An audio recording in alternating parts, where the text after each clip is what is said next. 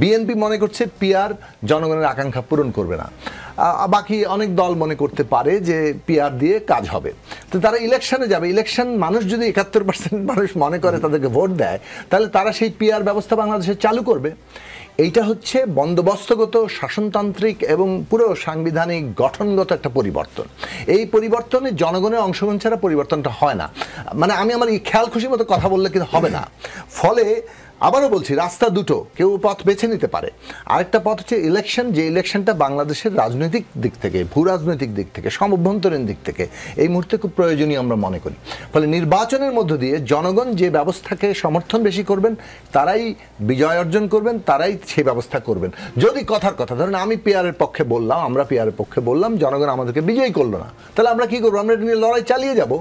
আর যদি এইটাই আমাদেরকে বিজয়ী করে, এটা হবে যারা মনে করছে পিআর দিয়ে আকাঙ্ক্ষা হবে না, তারা তখন তাদের অবস্থা নিয়ে লড়বে।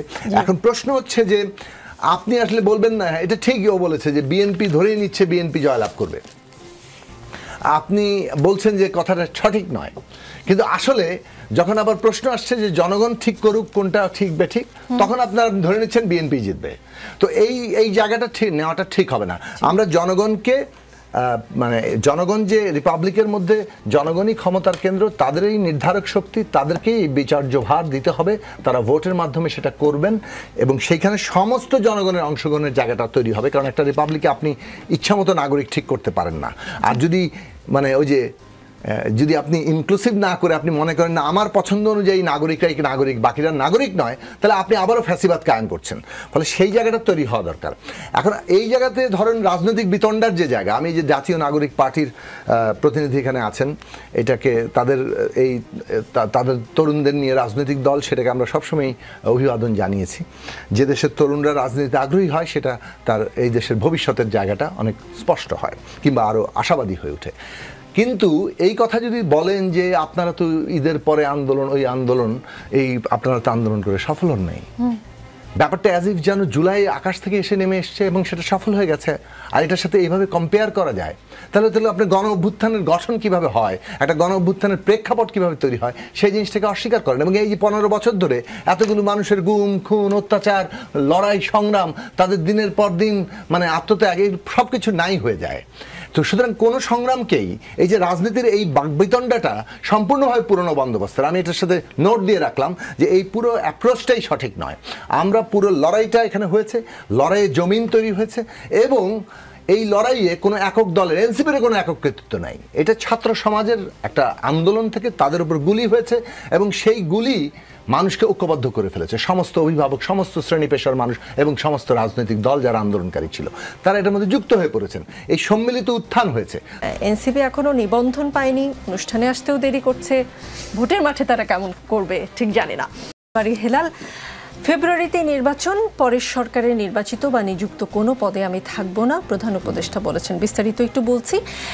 ঠিক অনেকটা আগের কথাই পুনর্ব্যক্ত করলেন প্রধান উপদেষ্টা অধ্যাপক ডক্টর মোহাম্মদ ইউনূস। দেশের জনগণকে যেভাবে আশ্বস্ত করেছিলেন আগামী ফেব্রুয়ারিতে দেশে ত্রয়োদশ জাতীয় নির্বাচন অনুষ্ঠিত হবে, সেই বার্তাই বৈশ্বিক পরিমণ্ডলে তিনি বলেছেন। এমনকি নির্বাচনের পর যে সরকার ক্ষমতায় আসবে সেখানে নির্বাচিত কিংবা নিযুক্ত কোনো ভূমিকাতেই তাকে দেখা যাবে না। প্রধান উপদেষ্টার লেখা একটি নিবন্ধ প্রকাশ করে যুক্তরাষ্ট্রের সংবাদ মাধ্যম ডেসার্ট নিউজ। সেখানে সরকারের আগামী পরিকল্পনা, অনুষ্ঠিতব্য জাতীয় নির্বাচন, জুলাই গণ অভ্যুত্থান এবং সংস্কার সহ সার্বিক বিষয় উঠে আসে। তারপরেও বিএনপি কেন ষড়যন্ত্রের গন্ধ পায় এবং বিএনপি কেন বলছে যে ফেব্রুয়ারিতে নির্বাচন পেছানোর জন্য নানান ধরনের মানে পরিস্থিতি ঘোলাটে করার চেষ্টা হচ্ছে? ধন্যবাদ। আমরা যেটা বলতে চাচ্ছি যে আমাদের যে গণ অভ্যুত্থানের আমরা যে ঐক্যবদ্ধ শক্তি ছিলাম আমরা সবাই, কিন্তু যখনই দেখলাম যে নির্বাচনের রোডম্যাপটা ঘোষণা করা হলো, তখন বিভিন্ন রাজনৈতিক দল একটা কখনো বলছে পিআর পদ্ধতি ছাড়া নির্বাচন হবে না, হতে দেওয়া হবে না, আবার বলছে যে গণপরিষদ নির্বাচন হবে, আবার কখনো বলছে গণভোট হবে। এরকম বিভিন্ন বাইনারি তারা নির্বাচনের মুখোমুখি দাঁড় করানোর জন্য তুলছে এবং অনেকে বলছে যে ভোট হতে দেওয়া হবে না। এই জন্য আমরা এই জন্য আমরা বলেছিলাম যে এই কথাটা বলা মারাত্মক হুমকি আমাদের সার্বভৌমত্ব এবং 24-এর গণ অভ্যুত্থানের যে চেতনা, এটার জন্য মারাত্মক হুমকি এবং ভবিষ্যৎ বাংলাদেশের যে আমরা যে একটা ইন্ডিপেন্ডেন্ট স্টেট সেটার জন্য একটা হুমকি। কারণ কি আমাদের এই পরিবর্তনকে প্রতিবেশী রাষ্ট্র ভালোভাবে মেনে নেয়নি, এবং যে পরাজিত মাফিয়ারা তারা কিন্তু মারাত্মক জীবাণুর মতো আমাদের এই বাংলাদেশের বিভিন্ন জায়গায় ছড়িয়ে ছিটে রয়েছে। এবং সবচেয়ে বড় সংবাদ হলো যে দিল্লিতে এই পরাজিত সরকার একটা অফিসও খুলেছে, সেখান থেকে তারা বিভিন্ন রকম বয়ান বক্তব্য দিচ্ছে। আমাদের কিছু কিছু রাজনৈতিক দল তার সেই বক্তব্যের সাথে মিলে যায়। যেমন বলছে যে হাসিনা কিন্তু বলছে, গতকাল ক্যাপিটাল পত্রিকায় দেখলাম যে ইউনূসের আন্ডারে নির্বাচন হতে দেওয়া হবে না, ইউনূসের আন্ডারে নির্বাচন হবে না। এখন যদি কোনো দল বলে যে ফেব্রুয়ারি মাসে নির্বাচন হবে না পিআর পদ্ধতি ছাড়া, তারপরে আপনার গণভোট গণপদ্ধতি, এগুলো বললে কিন্তু তখন আমাদের সন্দেহ জাগে যে আপনাদের দুই পক্ষের বয়ান কি এক হয়ে যাচ্ছে কিনা, এই জন্য সংশয়। তবে আমরা যেটা বলছি যে লেভেল প্লে, আজকে দেখলাম এই যে আরাফাত ইয়াসিনদের দল যে জামাত ইসলাম, তারা কিন্তু বলছে যে লেভেল প্লেয়িং ফিল্ডের কথা, যে সুষ্ঠু গ্রহণযোগ্য নির্বাচন, এটা আমরাও বলছি, সবাই বলছে। সুতরাং আমাদের আজকে আলোচনাগুলো হওয়া উচিত, নির্বাচন হতেই হবে for the sake of the interest of the country and the democracy. কিন্তু নির্বাচনটা যাতে সুষ্ঠু গ্রহণযোগ্য হয়, হাসিনার মতো আমিরামিনারও নির্বাচন না হয়, হাসিনার মতো আপনার দিনের ভোট রাতে আরও যে সমস্ত ভোটারবিহীন, এইগুলো যেন না হয়। এবং আপনি যদি পার্টিসিপেটারি নির্বাচনটা না করেন, অর্থাৎ এই নির্বাচনকে ডক্টর ইউনূস যেটা বলেছে ঐতিহাসিক নির্বাচন, আর ঐতিহাসিক নির্বাচন যদি দেখা যায় যে শেখ হাসিনাও তো ঐতিহাসিক নির্বাচন করেছিল, রাতের ভোট দিনের ভোট রাতে, ভোটারবিহীন, তারপরে আমিডামি, ঐতিহাসিক নির্বাচন। আমরা চাচ্ছি সুষ্ঠু গ্রহণযোগ্য ঐতিহাসিক নির্বাচন। এই ব্যাপারে এনসিপি বলেন, জামাত ইসলাম বলেন, গণসংহতি বলেন, সমস্ত দল আমরা সবাই ঐক্যমত হওয়া উচিত যে একটা সুষ্ঠু গ্রহণযোগ্য নির্বাচনটা হতেই হবে। এটা আমাদের গ্রেটার স্বার্থে, দেশের স্বার্থে নির্বাচন হতে, নির্বাচনকে হতে দেব না, পিছিয়ে দিয়ে হবে, তখনই কিন্তু আমাদের সন্দেহ হয়। মোহাম্মদ ইয়াসিন আরাফাত, বিএনপির ভারপ্রাপ্ত চেয়ারম্যান তারেক রহমান বলেছেন, ফেব্রুয়ারির নির্বাচন সামনে রেখে বিএনপির বিজয় ঠেকাতে কিছু দল নতুন নতুন শর্ত দিয়ে পরিস্থিতি ঘোলাটে করার অপচেষ্টা করছে। কোনো দলের নাম উল্লেখ না করে তিনি পরামর্শ দেন জনপ্রতিনিধি হতে পিআর নয়, জনগণের মুখোমুখি হওয়ার। তারেক রহমান সাহেব অবশ্য নাম না বললেও এটা বলেছেন, বাস্তবতার আলোকে এক সময়ের রাজনৈতিক মিত্ররা শর্ত ছেড়ে সমাধানের পথে আসবেন। আপনারা কি এনসিপিকে সাথে নিয়ে পরিস্থিতি ঘোলাটে করার চেষ্টা করছেন? ঘোলাটে পানিতে ঠিক কী ধরনের মাছ আপনারা শিকার করবেন বলে প্ল্যান করছেন? বিসমিল্লাহির রহমানির রহিম। আজকের এই টকশোতে সম্মানিত সঞ্চালক এবং বিজ্ঞ আলোচক যারা আছেন সকলকে ধন্যবাদ জানাচ্ছি। দেখেন, পানি ঘোলাটে করে মাছ শিকারের জন্য নয়, বরং বাংলাদেশের 53 বছর রাজনীতির ইতিহাসে নির্বাচনী ব্যবস্থার একটা পরিবর্তন এনে কালো টাকা, গুন্ডা হুন্ডা মার্কা যে রাজনীতি, ব্যালট ছিনতাইয়ের রাজনীতি এবং নির্বাচন করতে গিয়ে পারস্পরিক দ্বন্দ্ব, কে প্রার্থী হবে, এই সংঘর্ষে নিহত হওয়ার যে রাজনীতি, এই রাজনীতি থেকে উত্তরণের জন্য পিআর পদ্ধতি নির্বাচনের দাবিটা সংস্কার কমিশন, ঐক্যমত কমিশনে যখন থেকে আলোচনা হচ্ছিল তখন থেকে জামাত ইসলামের দাবি তুলে নিয়ে আসছে। আর এই দাবি শুধুমাত্র যে এখনো তোলা হচ্ছে তাই নয়, জামাত ইসলামী 5 আগস্টের পরবর্তী 2 মাস পরে যে 41 দফার সংস্কার প্রস্তাব জাতির সামনে উত্থাপন করেছিল, সেখানেও কিন্তু পিআর পদ্ধতির কথা জামাত ইসলামীর এই 41 দফার মধ্যে ছিল।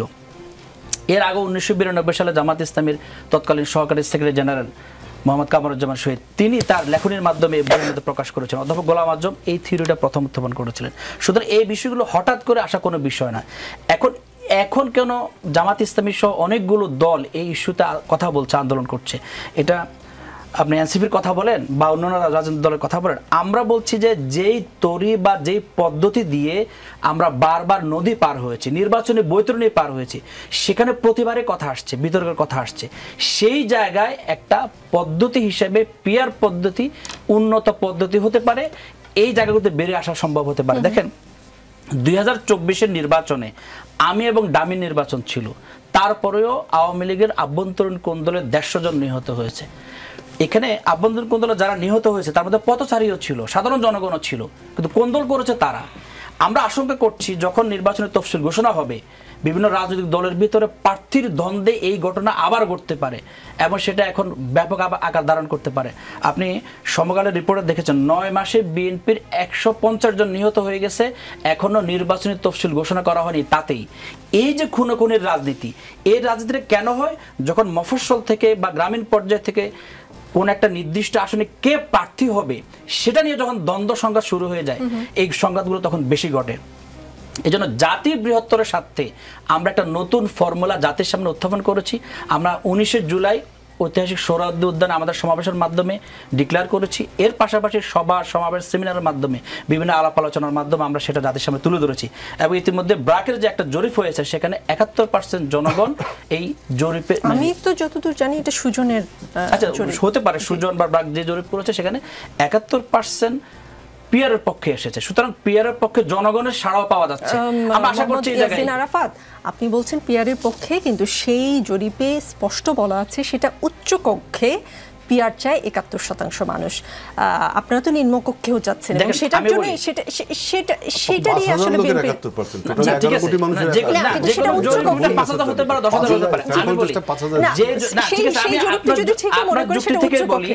যে জরিপের ব্যাপারে প্রধান রাজনৈতিক দলের পক্ষ থেকে বলা হয় যে জরিপ কি মাথায় দেয় না খায় না কি জনগণ কিছুই জানে না, তো সেই জরিপে দেখা যায় উচ্চ কক্ষগুলো তো 71% আছে।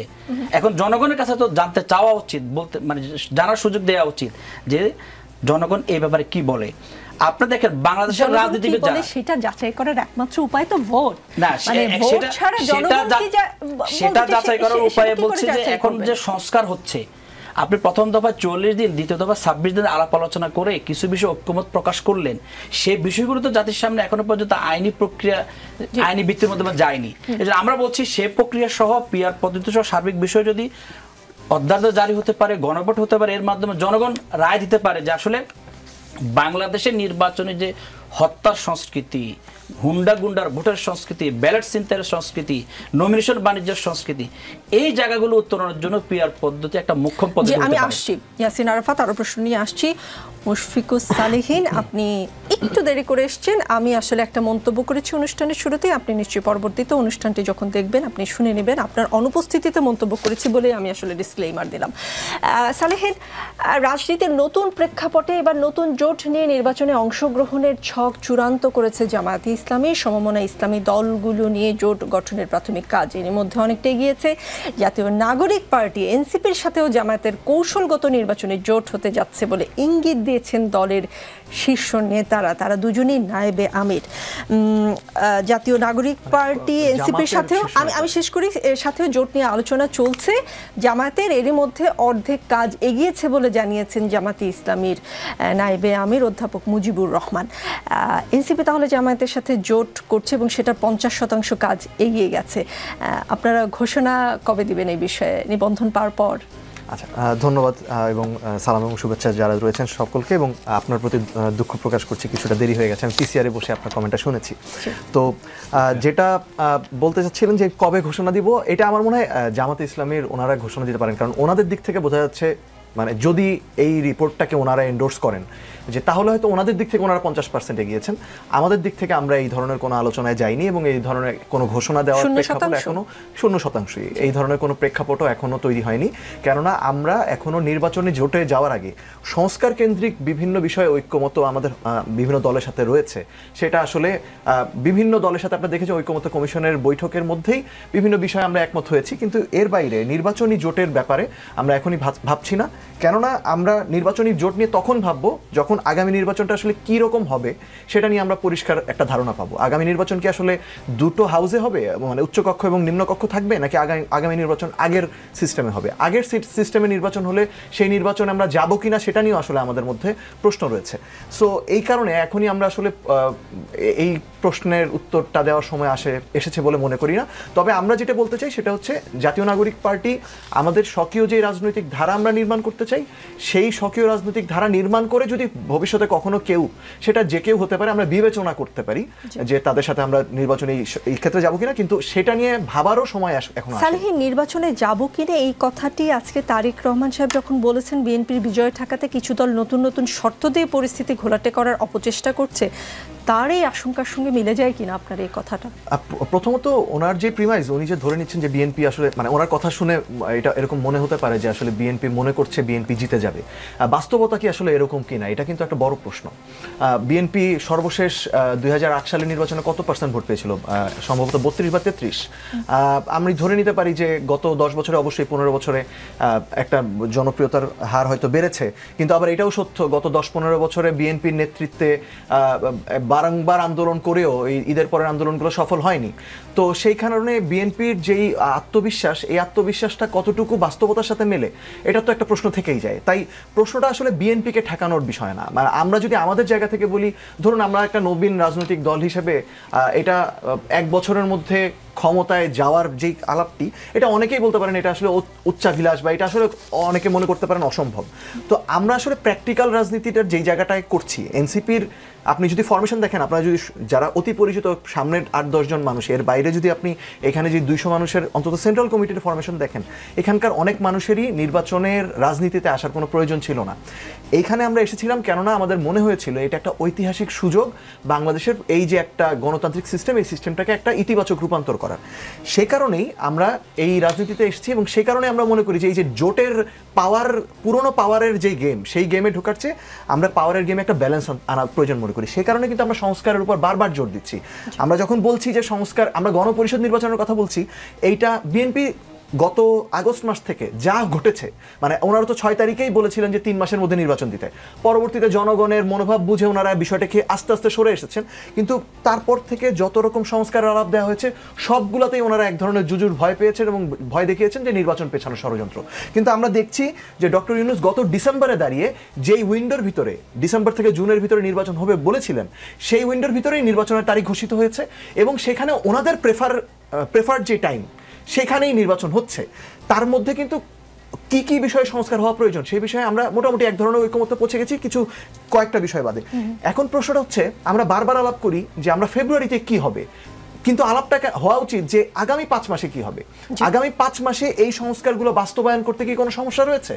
সেই সমস্যা তো আমরা দেখছি না। আমরা মনে করছি যে যেই বিষয় একমত হয়ে গেছে সেই বিষয়গুলো আপনি গণপরিষদ নির্বাচনের মাধ্যমে করে ফেলেন। ইনফ্যাক্ট আমরা বলছি যে আগামী জাতীয় নির্বাচন এবং গণপরিষদ নির্বাচন একসাথেই হতে পারে, যেটার উদাহরণ আমরা দেখিয়েছি বাংলাদেশে রয়েছে, ভারতের রয়েছে, পাকিস্তানের ক্ষেত্রে রয়েছে।